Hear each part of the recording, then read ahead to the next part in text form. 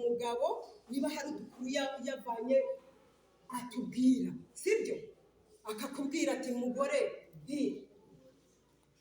hari umugabo twaganiriye arambwira ngo duteye ibirayi bimeze gutya twatera imbere. Madamu, hari ahantu bari gutanga inguzanyo hameze gutya, tubikoze ahari ntitwafata akaguzanyo tukagura akarima bigacamo. Iyo ni communication. Ahubwo azaje kumva yumve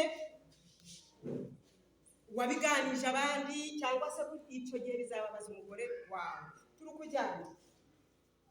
Turukumvikana kuko na communication itarimo nabwo mu rugo rurasenye. Murukumva mw'abakobwa mwe nimushaka ibyo bintu muzashake mubizi. Haleluya. Hakaza ikintu cya kane, sibaza kuvuga bitatu, hakaza icyano cya kane cyo kwizera. Urugo rutagira kwizera, umugore yizera umugabo, umugabo yizera umugore, sefini byararangiye.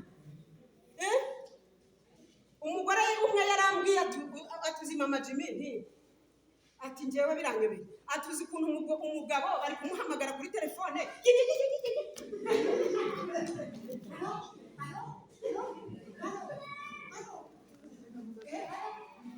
ati rimwe ngiye kumureba najya kumugeza nsanga wishari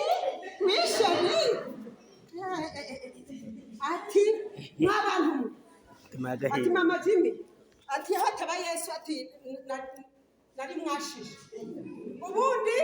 ubundi ati ubundi naje kubona naba musabye amafaranga 200 y'isabune akiruka akaje mu musarani akaje gupfunagurira bya binoti arakubipfunyagurira ati rimwe ndamuhengeza ngira ngo kuko yabikoze kenshi ati ngiye kunyinjira kwa mugabo iyo